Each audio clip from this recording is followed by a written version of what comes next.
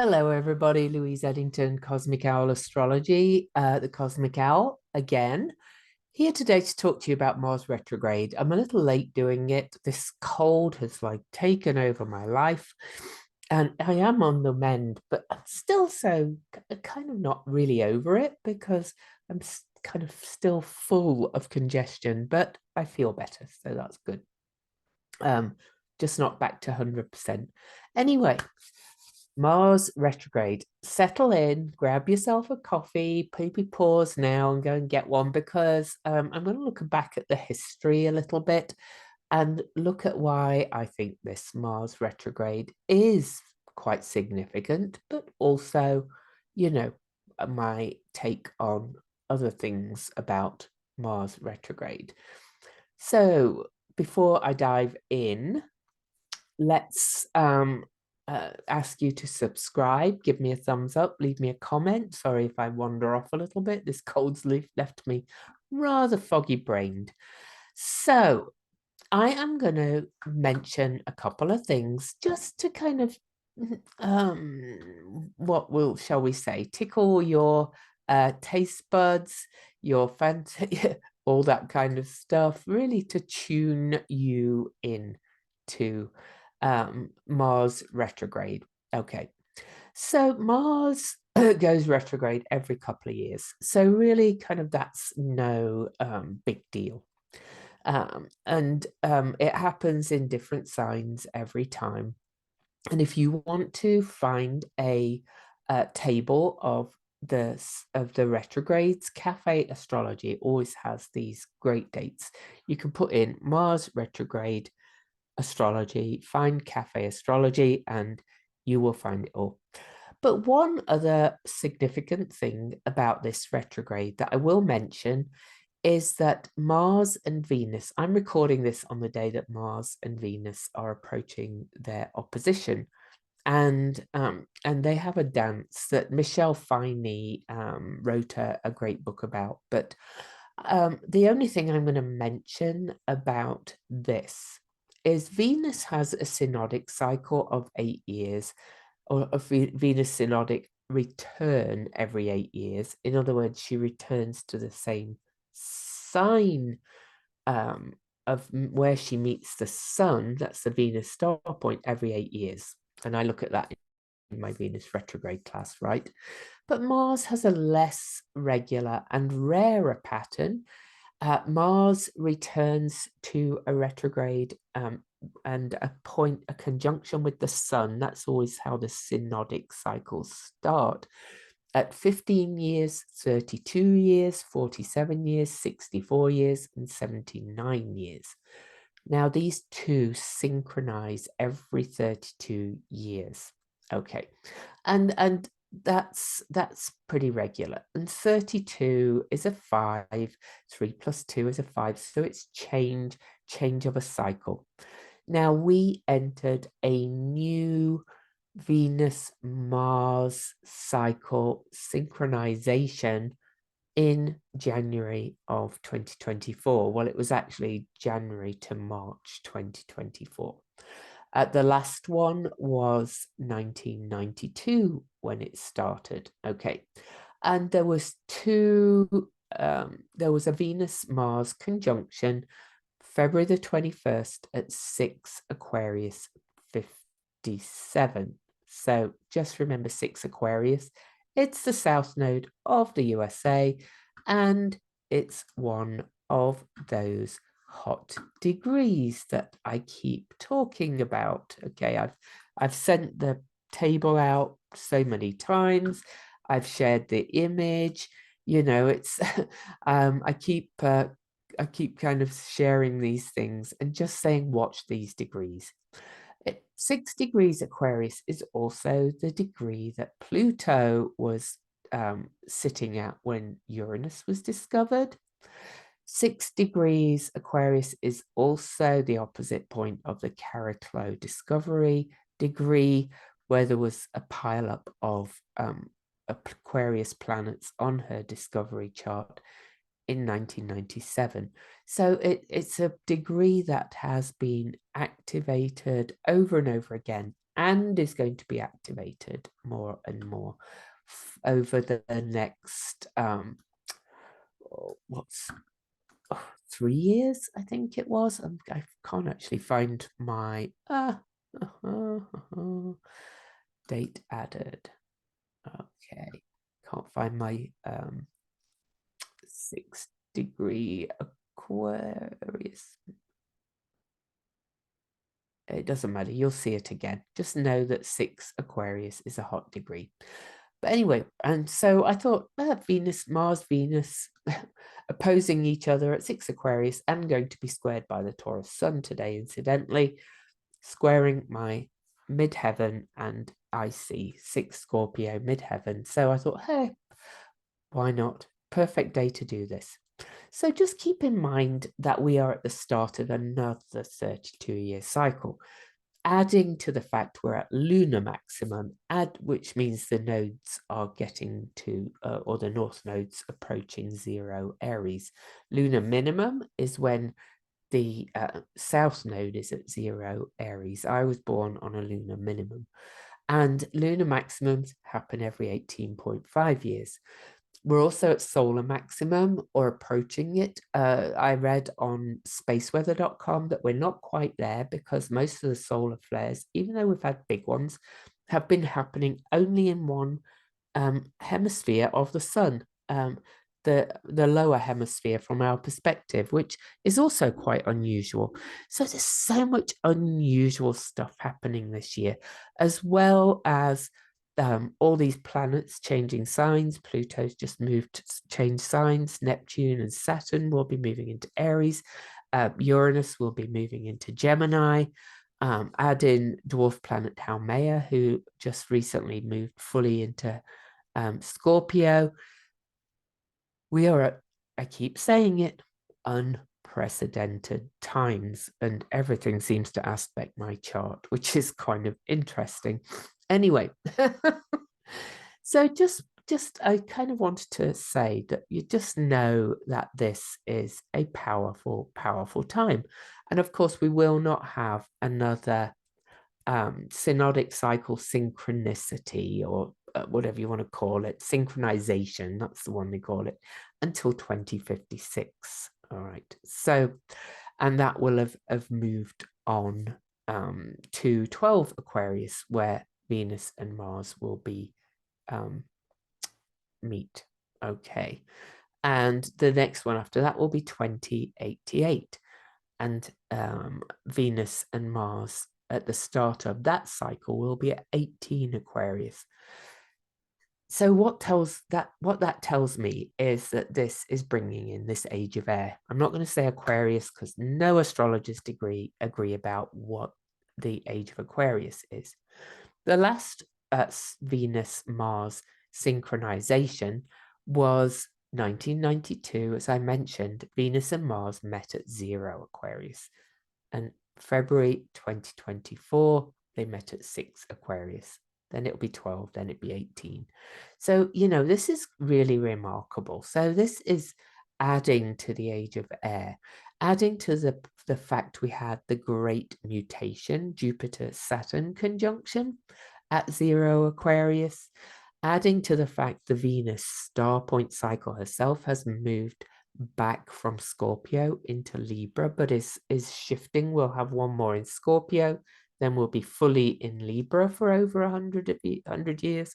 Libra is another air sign. What amazing times we are in. Everything is kind of shifting into this unusual or unprecedented, I know we keep saying that word, place. Okay, so just to reiterate what an amazing time we were in.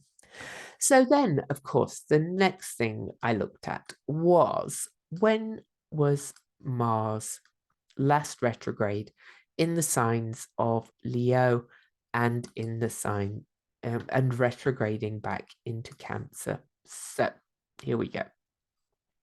So let me show you. All right. So Mars went retrograde in December of 1945 at 3 Leo. and moved back into Cancer and was retrograde until February the 21st, 1946 at 14 Cancer. Now, everything was different then, but let me give you a little bit of history. So at the end of 1945, some notable events that I thought were worth mentioning in light of what's going on in the world right now. The Senate in the US approved US participation in the United Nations. So if you've been following some of my other videos, the NATO was formed in 1949. So after this, the United Nations, well, Senate approved it anyway in at the end of that.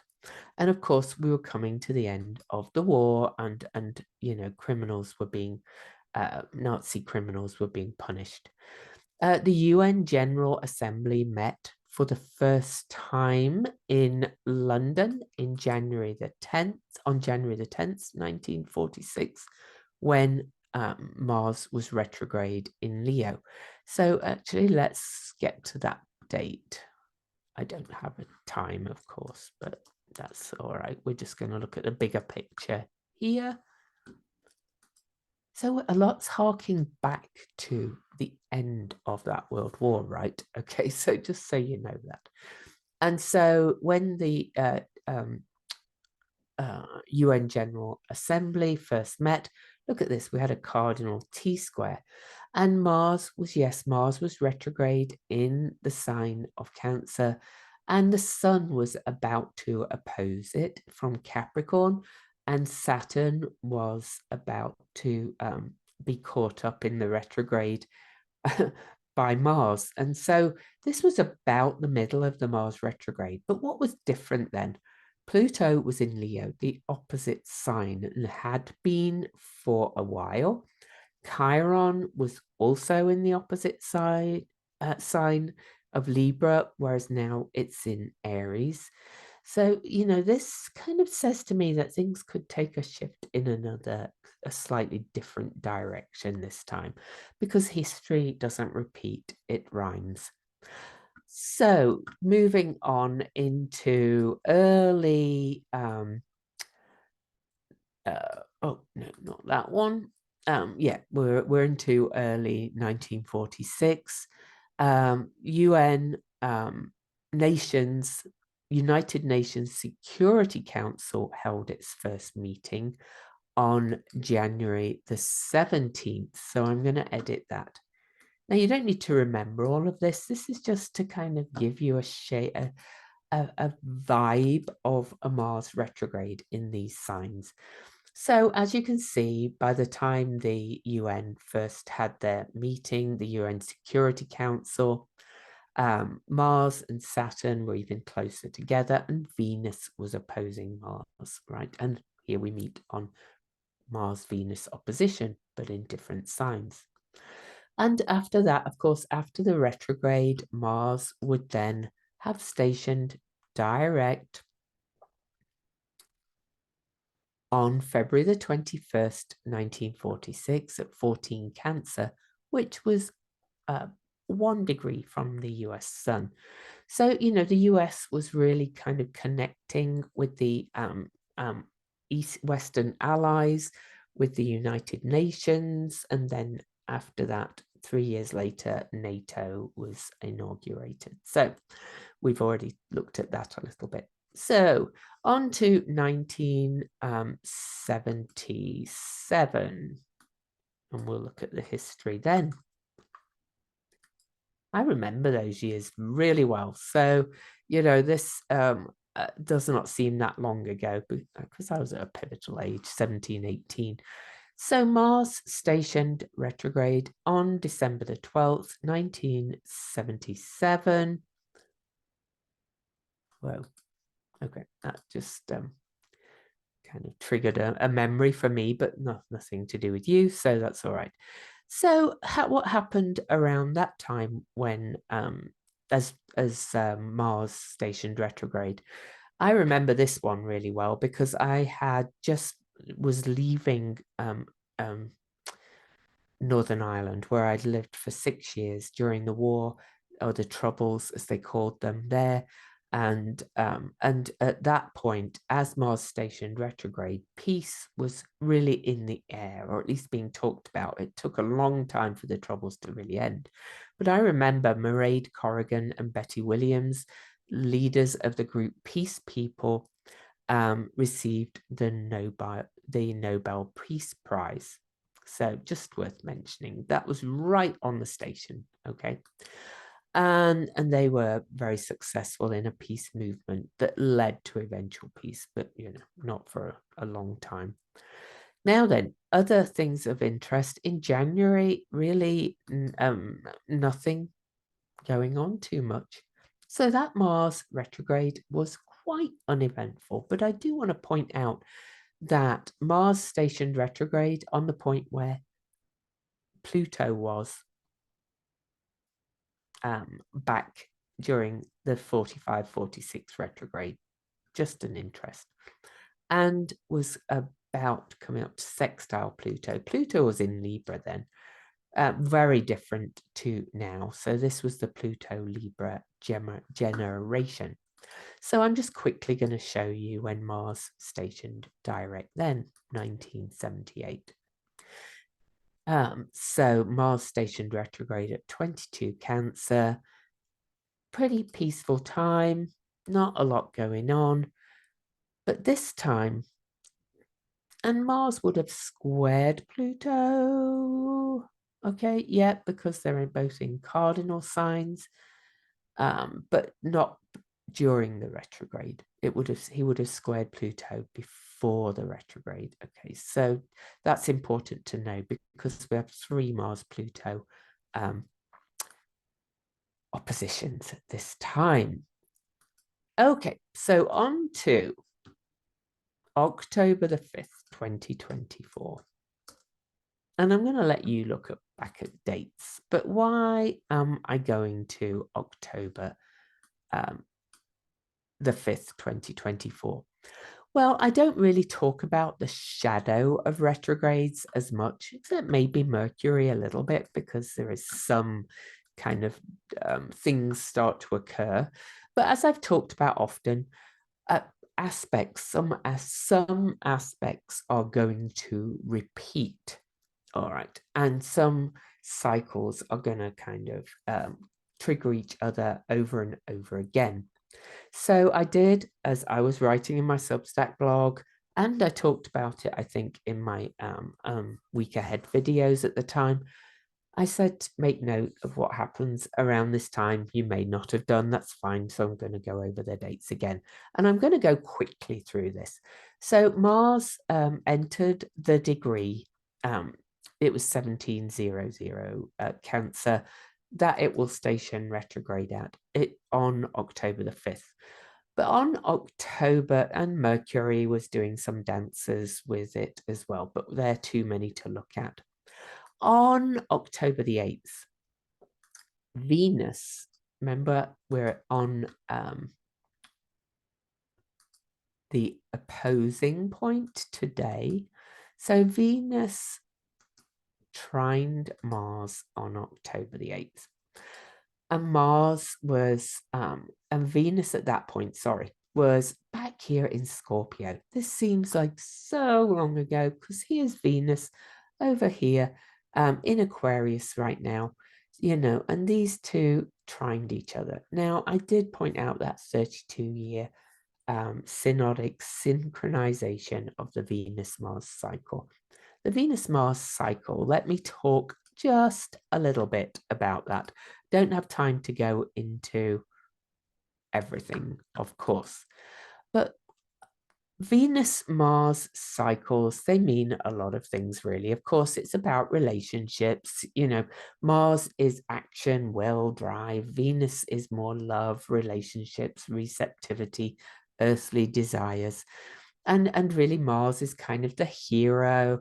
It goes out into the world And Venus is kind of more about the inner heroine's journey. So we've got the hero's journey and the heroine's journey, if for want of a better expression. There's so many kind of things going on. When Venus and Mars oppose each other, as they are today, that's when they have an opportunity to walk in each other's shoes and learn from each other. And usually Mars is, well, in fact, always, Mars is retrograde when they oppose each other. It's as if to say, Mars, slow down and think about Venus more. Okay, so if you think about how this goes on within you, which is what I'm more interested in, this is the energy of doing, of day, of independence, of autonomy, and then also the need for love, connection, relationship, and earthly desires. Okay, and it all exists within us. So we've all got this Mars Venus thing going on within us. Are we going to be completely independent and autonomous, or are we going to focus on love and relationships? Now, of course, in traditional astrology, Venus rules both Libra and Taurus, and Mars in traditional astrology rules both Scorpio and Aries, and they are opposing each other. And we do have some of that energy going on right now, and we have had for a while, but particularly we have it with the nodes, and we've had it with the nodes for some time. So that brings me to where the nodes were. This was eclipse season, right? We had some eclipses in this era. The nodes were sat at 6 degrees Libra, Aries, saying autonomy versus playing nice in relationships, or standing up for yourself in relationships, for want of deeper understanding. That was in a sextile to this opposition today. So we're getting some echoes of back to the eclipse era, time of October, for sure, in so many ways. This dance is really quite powerful because of the aspects that are occurring during this. Right then, moving forward, because we could be here all day, and you know me, I get off on a tangent and start rattling on. The next significant aspect in, see, I've done it again. So I'm going back. The next significant aspect, while Mars was approaching its retrograde, was that Mars squared Chiron. Now, Mars is going to square Chiron 3 times because Chiron has a 51-year cycle and does not move very fast.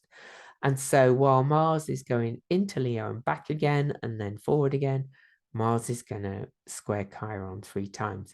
But why this aspect is even more significant is that Chiron is in Mars' sign, okay? And it's an opening square. Mars is learning something in Cancer. Mars is learning to be more the protector, the guardian, learning to be a little less touchy and tetchy and insensitive. Doesn't seem like we're learning that lesson much right now. But also it was in a T-square, a forcing, cardinal T-square, forcing some change. All right, and boy, have we seen some changes happening. So fast forward. Actually, I'm not going to look at that one. Mars will then square shit stirrer, trouble teller, truth teller, troublemaker, truth teller, who stands up for the outsiders. You notice the nodes are still at 6 Libra because we're still in eclipse season. Okay, Mars then squared Eris, saying we've got trouble coming. Things are going to get shaken up, and boy, aren't they? Okay, but we're going to be revisiting all of this, right, during this during the retrograde that we're in. All right. So I do think this is bigger than the last times Mars was retrograde in Libra and Cancer, but I will talk to kind of some of the themes. So then on October the 28th, another aspect that will repeat is Mars. Oh, Louise, stop it. Sorry.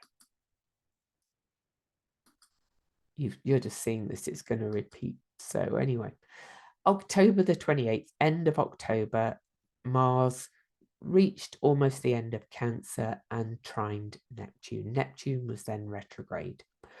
And you can see that it's starting to approach this opposition with Pluto here, which will also repeat 3 times.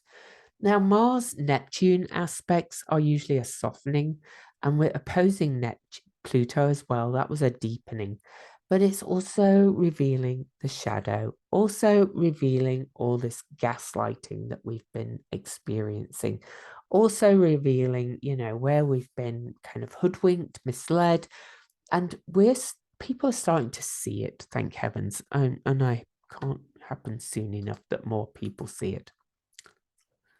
All right, so on November the 3rd, then, just 2 days before the election, where almost not every astrologer, but most astrologers that I know, the majority thought that Harris was going to win. All the energy was in her favor. You know, I would drive around all the red states around the West that I live in, hardly any signs for the supposed winner. Harris signs everywhere. Her crowds were huge. His campaign was low. He was signaling, kind of saying, you know, you don't need to vote or things like that. And we've got secrets and all these kind of things. And I still think things are going to come to light. And I think the Mars retrograde is a big part of it. But 2 days before the election, Mars opposed Pluto at the anaretic degrees of Cancer, Capricorn, safety, security, shadow of the corruption of the institutions. Bam, he apparently won. Okay, and we were all in shock. Really, if I thought about these aspects as they were happening, I might have thought about that, but anyway, I didn't.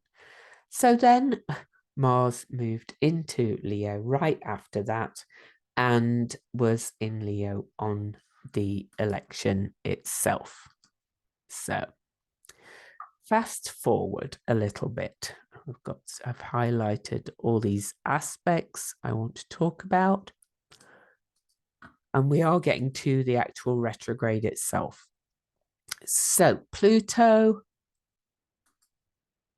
let's be more careful, Louise.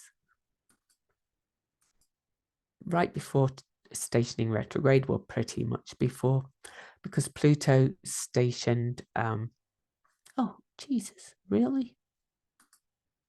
Mars, Louise, Mars. Oh, I'm sorry. My head is still not quite right with it. But anyway. Okay. At the end of November, we're all reeling in shock right now. Okay, right? Mars is still not retrograde, but Mars reaches for Leo and aspects the nodes. And remember, the nodes were at a standstill early on in that time. The end journey of this is going to look very different, and I will move you forward and show you. And remember, this is a Mars guided north node. But remember, it's kind of to sum up the kind of nut in a small thing. The nodes, our south node is kind of like the itch, and we can't scratch the wound. It's something we've got to kind of sort out a little bit.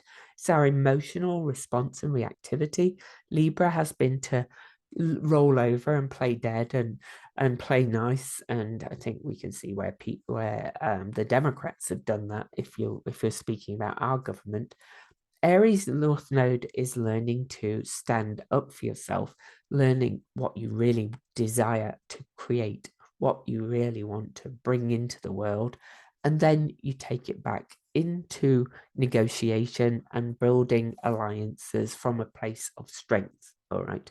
So this is kind of the solution. They work together. I'm putting that very, very simply. So Mars aspected the nodes, and that will happen again, but keep going.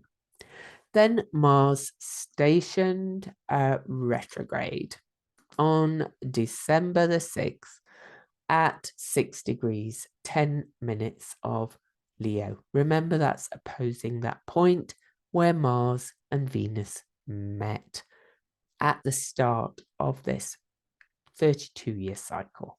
All right, so Mars stationed opposite that point, saying, all right, we're really going to sort some things out about that autonomy versus relationship kind of energy within and without. So this is big.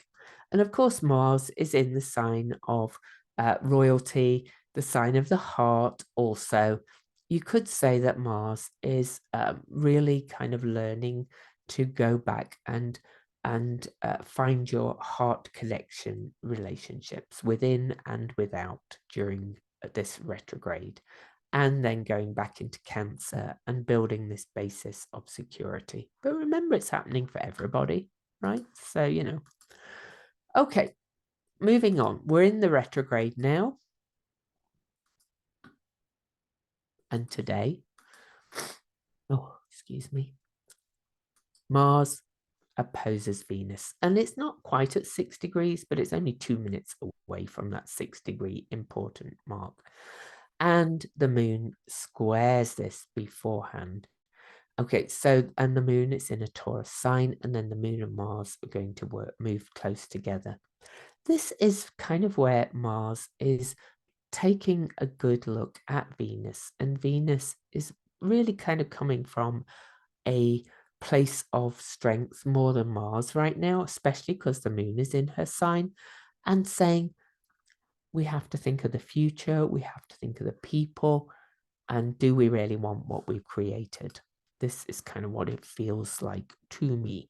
Now, this will be happening at a personal level and a collective level, all right? Especially if you have anything around 6 degrees of the fixed signs. And the fixed signs are Taurus, Leo, Scorpio, and Aquarius. So this is all squaring my 6-degree Scorpio Taurus midheaven, which is my career and my home. So I've got a lot going on around what I'm creating in that. But for you, it will be different places in your chart. So Mars will then, the next significant aspect Mars will have during the retrograde is not a repeated one, is Mars will oppose Ceres on December the 20th. And I believe December the 20th is a date that 45 days from the election, I'm told. I have not actually checked that. So, but I think it worked out. And that is the date when people can call for a forensic audit of the investigation of the election and so on and so forth. Now, Ceres represents grief, loss, and are our needs being met in the sign of the people, roughly speaking. And all of this really is in aspect to the nodes, so it's forming another mystic rectangle. So Ceres is now taking a good look at retrograde Mars after Venus did, and kind of that's Demeter Persephone, right? So, you know, all this energy is kind of speaking to each other. The Demeter, Ceres, Persephone, Venus, Hades, Pluto story, bringing in the lower, upper, and middle worlds, finding healing and resolution, which was the end of that journey in the myths. Okay, Ceres or Demeter found Persephone again, but Persephone had found the divine marriage with Hades by that point. Which version of the myth you like, whether you believe she was raped or went willingly, it doesn't really matter, because by that point she was married to Hades in the myth. So a kind of a divine marriage with your shadow, and the divine child was born. I'll be talking about that in great depth in my Venus retrograde class, but You can see where this is leading to it. Okay, so we have Pluto, Mars retrograde now, then Venus is going to go retrograde in February, and that's why I'm doing my Venus retrograde class again. And she's going retrograde in Mars sign, incidentally, Aries. Anyway, so this is a point, December the 20th, series saying, staring Mars in the face, going, your actions have not brought me any kind of resolution. It's time for you to go back and make some amends and sort some things out. Now, you know, again, remember, everybody's being affected like this, even though, you know, people who we do not agree with. But anyway, Mars will then oppose Hades, Pluto. Again, remember, there was one 2 days before the election, November the 3rd. Mars will oppose Pluto again, but this time, one, new beginnings. This time, opposing Pluto in the sign of the people. This time, aspecting the nodes at lunar maximum at a world point of change. 0 degrees, 0 degrees, Fool's card, infinite possibilities. Aries, number 1, new beginnings. That's the Emperor card in the tarot, which is usually a benign, good leader of either sex. Doesn't matter about biology. You know, whoa. Okay, this is a powerful, powerful moment in the retrograde. January the 3rd. So what's going to emerge? You know, this is why it's nice to look at how these things develop and grow. So then to add to this, on January the 5th, and that's, as we know, when, you know,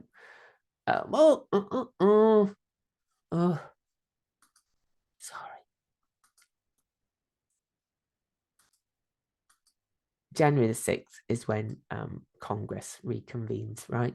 So we've still got this. And now everything is at 0 degrees.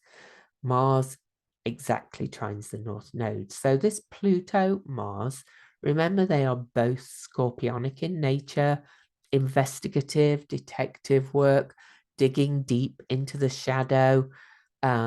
And now they are exactly aspecting the nodes.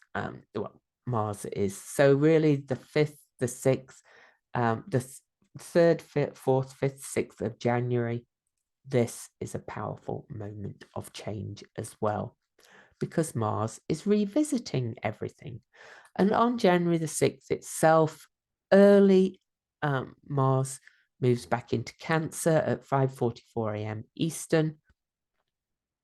Just saying, US is a Cancer country. Again, I could be wrong, but I'm not the only one that's kind of looking at all this going, wow. Okay, so let's give you some further dates, because it could take a while to shake out. You've been watching our election videos. If you have, Andy had this intuitive download that the inauguration might be delayed. And I know everybody comes in the comments saying it can't be, but as I keep trying to make out and tell you, we are in unprecedented times. Or maybe it won't be delayed. Maybe Andy got it wrong, but he's a very good psychic. And maybe it will be revisited later. But let's kind of just, you know, move on. January the 12th, before the inauguration, Mars trines Neptune for the 2nd time at these same degrees. Neptune is now direct, parting the clouds, because Neptune was retrograde, revealing gaslighting, revealing all this corruption, revealing all this kind of really kind of just trolling, it feels like at the moment. I mean, as I speak today, Kimberly Guilfoyle has been named ambassador to Greece. Don Jr.'s girlfriend, you know, she's, anyway, you know, none of these people have any experience to suit their roles at all, or they're extremely unfit. So it does feel like we're being trolled. So if I'm afraid we've got more trolling to come at the moment, but that's okay. We'll keep moving on. Okay, so then January the 15th, still not at the inauguration. This election season is just nuts. And I will say the last two times Mars was retrograding Leo and Cancer were not election years either. Okay, so Mars opposing the Sun on January the 15th. That's approximately the middle of the retrograde, with the Sun coming up to join Pluto in Cancer. You know, this, and look at this though, by that point, the nodes have moved back into Pisces and Aries. So remember when I said, you know, Mars is aspecting the nodes, eclipses and all that stuff? Whole different vibe when he finishes up his retrograde. But again, we'll look at that in a minute. So Mars opposes the Sun on January the 15th. Then Mars will square. I'm trying to make sure I do it right this time. Sorry about this. On January the 20th, which is inauguration day, if it happens that day, Mars will square truth teller and troublemaker and standing up for outsiders and causing discord energy. Mars will square Eris. And in the sign of Cancer, security, safety, feeling threatened, revisiting all of that. Aries, new beginnings, shake-ups, standing up for women's rights. Eris has been in Aries since really the women's rights movement began back in the 20s. All those themes coming up, saying, no, we're not going back, to coin that phrase again. So, you know, Mars being retrograde is going, we can't do this. We cannot go back. So will it be a people-led kind of revolt, if you like is happening in some other countries, or what? Anyway, Mars will, I didn't look at the first one, but I don't know why I didn't look at the first one, because wasn't going to look at sextiles, but I'm going to look at this one because obviously my person said to look at this one. So right after January the 20th, Mars still at 23 degrees. Remember, 23 is that most human of numbers, right, as well. Actually aspects benevolent rebel, who is stationing to go direct very soon after this. Mars will aspect Uranus. Now, I don't know if you remember when the ear was grazed by a bullet. Uranus and Algol and Mars were together then, but that was at 26 Taurus. This is the discovery degree of Ceres. And remember, Ceres opposed Mars and is saying, this is not meeting our needs. This is not meeting our needs. Now, also, though, look at this. As they sextile, the moon is almost in exact opposition. Mercury, the messenger, is over here in the sign of institutions and rules, and they are forming another mystic rectangle. So that feels like an emotional shake-up moment as well. Good Lord. But so I've looked at all those little aspects around it, making that Mercury. So will there be kind of a revisiting with Mercury, a rethinking, even though Mercury is not retrograde anymore, or kind of a, well, we'll see. Okay, so that was January the 23rd. I need to go, I've gone too far. 24th, 25th. Nope, we're getting to the end now. Then another aspect that I consider very potent is on February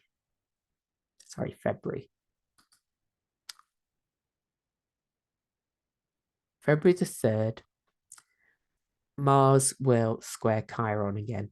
Now then, that is significant because Chiron was at this 19-degree when the nodes moved into Aries and Libra in May of 2023, I think. Probably that's about when, this election season would have started.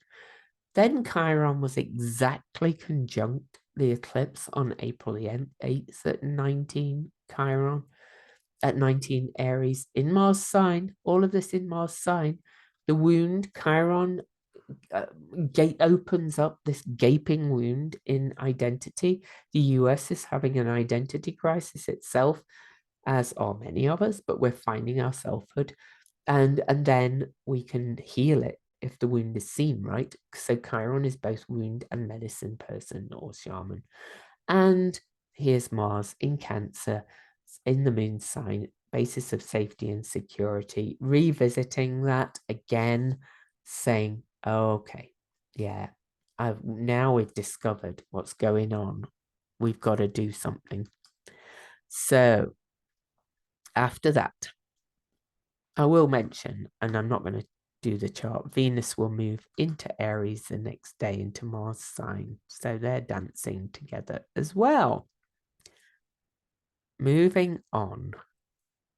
Not many more aspects at all, actually. There is a Mercury trine to, a Mars trine to Saturn on February the 9th. It's a less kind of, but it's more kind of revealing of rules broken, boundaries broken, limiting beliefs also being broken. So, and that the Mars trine to Saturn is on February the 9th. Then Mars goes quiet for the end of the retrograde, and we'll take you to the end of the retrograde, and then we're going to revisit some of these aspects. So Mars stations direct February the 23rd, and then we are going to start traveling forward as Venus stations retrograde. She's at her station retrograde degree. So Venus has been moving towards Mars towards Venus. Now Mars starts moving this way and she starts moving backwards. It's like we've got some more lessons to learn about that whole autonomy versus relationship kind of thing. So Mars stations retrograde on March the 1st, after Mars stations direct on February the 23rd. It's like for a week, they're pretty close, and then they go, nope, revisiting. I will add, so Venus stations retrograde at 10 Aries. Mercury will station retrograde on March the 15th at 9 Aries. So this is just like nuts kind of new start energy, or what action are you going to take kind of energy. So, okay, so just quickly going back through the aspects. As Mars retravels the degrees he was retrograde at, Mars will station Chiron. Chiron is now direct, never to go back to that 19-degree mark, okay? And as you can see, Pluto's moving closer to the 6-degree mark, but doesn't quite get there till February 2027. This could still be an ongoing process. I still don't see him being president. We really need to look at J.D. Vance's chart. You can also see that Uranus is now direct, was at 23 degrees. Look at all of this. So at this point, as Venus and Mercury are both retrograde together, moving between the first sign of the zodiac and the last sign of the zodiac, the Pisces is both end of life and beginning of life, chaos, new beginnings. Aries is new starts. We are going to do something new. We're in a real kind of transition phase in a gazillion ways.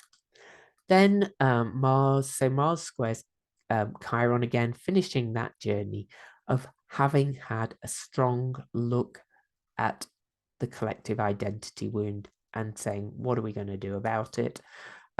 Just a few days later, on April the 4th, Mars squares Eris again. She's like, I'm not taking this lying down. All right. And look at this actually. Mars squares Eris, but also at this time, Mars is in a trine to Venus and Saturn as they meet, and with Uranus in the middle. This time is a big shake-up as well. And I have got one other thing I do want to talk about as well. In fact, I should quickly tell you about that. And I'm not going to go back. I'm not going to go back at all. I'm just going to mention it. And I put the dates in my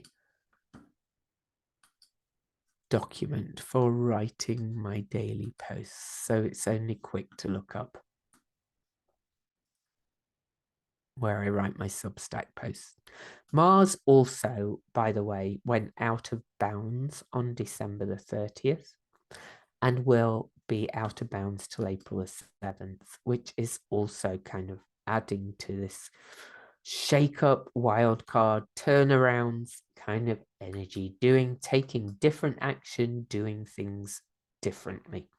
So Mars is about to go back in bounds as we have this crazy lineup, square to Eris, sextile to Uranus, still really, well, it is. Yeah, it's sextile to Uranus the same day. Wow. And Mercury, Venus and Saturn all together, really, with the North Node. That's like a reality check, shoring up of the rules,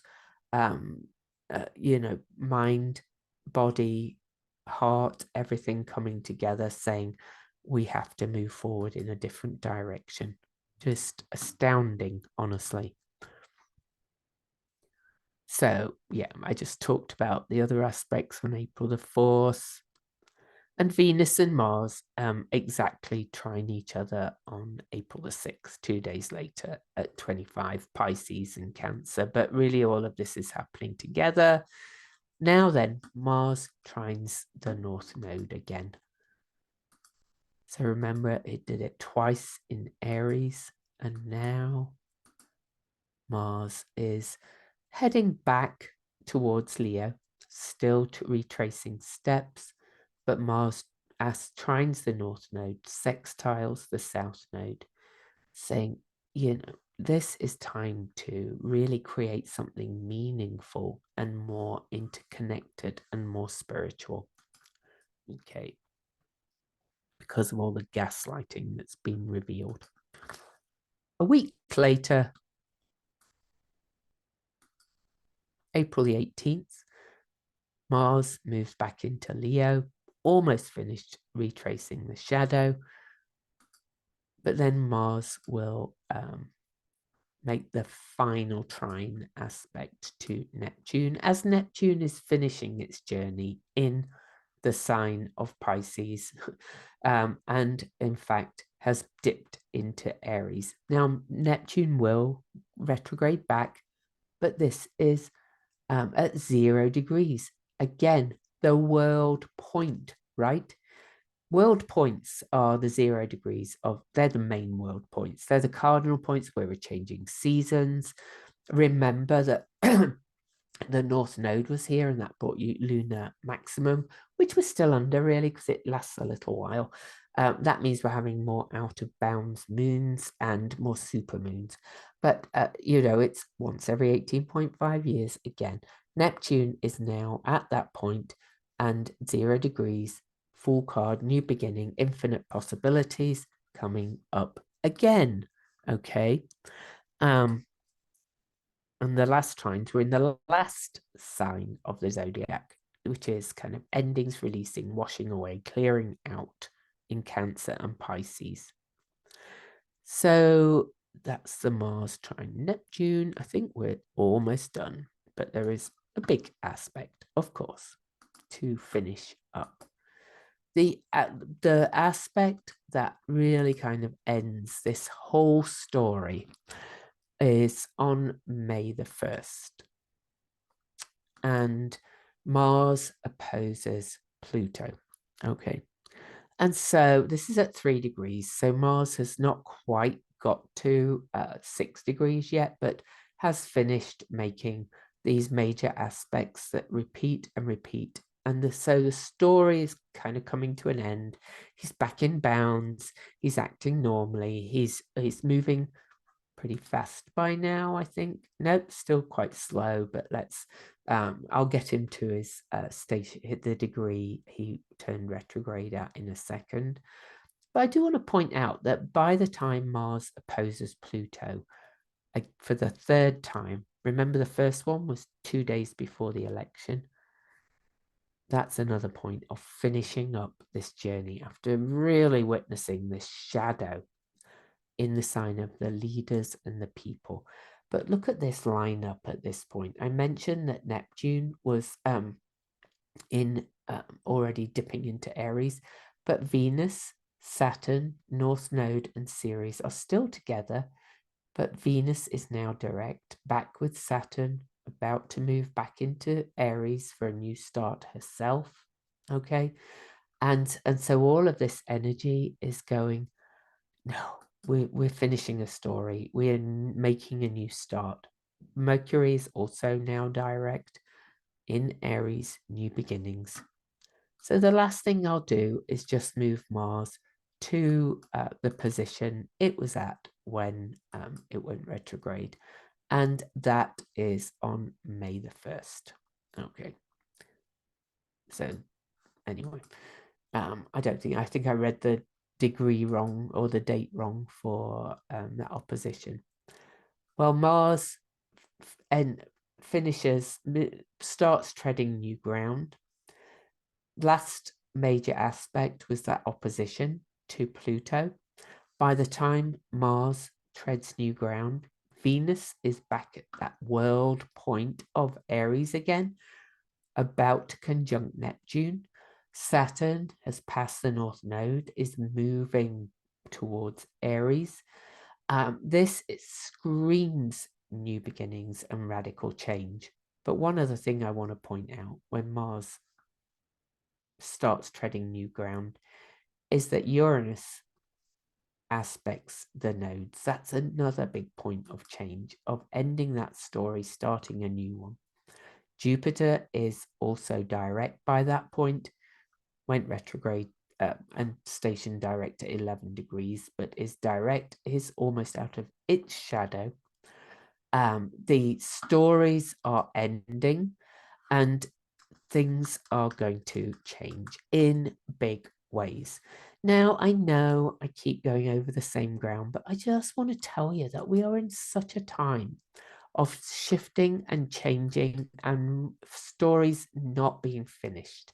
I know that's the phrase we keep using on the videos I'm doing with Kathy and Andy, right? So, yeah, Jupiter stationed retrograde back in October. Remember the Mars shadow story started in October at 21 degrees, 20 minutes. So Jupiter is treading new ground. Mars is now treading new ground. Oh, I think I've got to do 10. It's a few minutes later. Maybe May the 2nd. May the 2nd, 6 degrees, 10 minutes. Now Jupiter really is treading new ground because it's past the degree that it went retrograde at. Mars is treading new ground. Pluto's well established in Aquarius now for the next 20 years. All of these are changing signs as well. Nothing much has changed there. Chiron is moving direct and it is never going back to that 19-degree mark that it was at for a long time. Saturn has passed the North Node where it was kind of sitting behind for ages, clearing out those limiting beliefs, revealing the gaslighting, all that kind of stuff. And as I mentioned already, Uranus is aspecting the nodes at this point. New ground, new beginnings, radically different change. Amazing stuff. Sorry if it was too long. I'm sorry I kept putting in the wrong, aspect. My brain is slowly clearing, but slowly, slower than I would like. But it's okay. I'm getting there. I've managed to keep doing these all the way through, right? I've written the wrong date occasionally, things like that. And I do that a bit anyway. I've got ADHD, guys. So just to finish up, I do want to pull you. I just want to tune into the outcome of this Mars retrograde, because that date where we left off by and of course we've still got more changes to come, because we've got Uranus changing signs and Neptune changing but dipping back in as well. But this Mars retrograde just seems really significant because of its aspects. So, and because of all the things I mentioned at the beginning, and because it's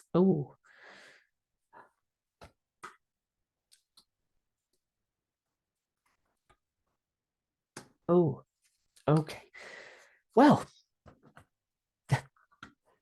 okay, so we've got the World card. So that's real big endings and beginnings, turning of the wheel, a new cycle beginning. This is for the outcome. All right. So even if things are not sorted out by January the 20th, something is still going to change, because we've got all that endings and beginnings energy in so many ways, and that world point being hit and all kinds of things like that. So anyway, this is usually a fortuitous card, but the fortune card, Jupiter, the 10 card is new beginnings, but new beginnings mean endings in so many ways. And of course, we do have to remember that this is affecting everybody. Okay, so it's not just new beginnings for the US, although the US is the chart is being activated over and over again, so definitely there are some new beginnings for that. But this is really about how the mechanism of the universe works, expressed as the three alchemical principles spinning on the wheel of life. So, all right, so I'm just going to read what this card means, the official kind of thing. So this is about being ready to act on unexpected opportunities. This is about letting good fortune come your way and not hanging on to the status quo, but let change bring about new things. When times are good, enjoy them, but do not become complacent, because things will change. And when times are challenging, do not be discouraged, because even when things seem their worst, it simply suggests that things can only get better. Keep optimistic and have faith in the universe.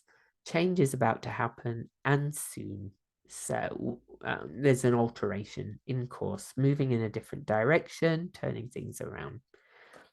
Then we get, and I like this one too, satiety, 10 of Cups. Okay, so this means full. This is kind of like, we've overgiven and overgiven.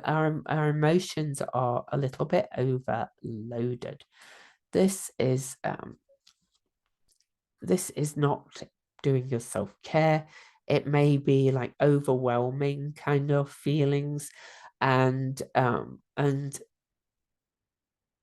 it can relate to kind of this loss of pleasure because it's been such a hard time kind of thing. All right. Again, it's a call to go back in and focus on your self-care. All right. So I actually got it reversed though, which I don't normally read, but if I read it reversed on esotericmeanings.com, this says starting to realize that, the focus has been on expecting other things from the outside to fill your emotional needs and to make you happy when you can only do it yourself. But then the final outcome is the priestess, and look at her. So this is Isis, the goddess. All right, so I'm going to stay here for a minute. This is about having the positive connection with intuition, interconnectedness, and all things like that for everybody. But this also is about building more spiritual relationships. This is about getting in touch with that inner self. But it also represents a woman in many ways, a priestess kind of energy. And you may intuit who I feel could be talking about. So let's hope. All right. Andy, Kathy, and I will be back on Friday, and I might talk about some of this then in relation to the charts that we are going to be looking at.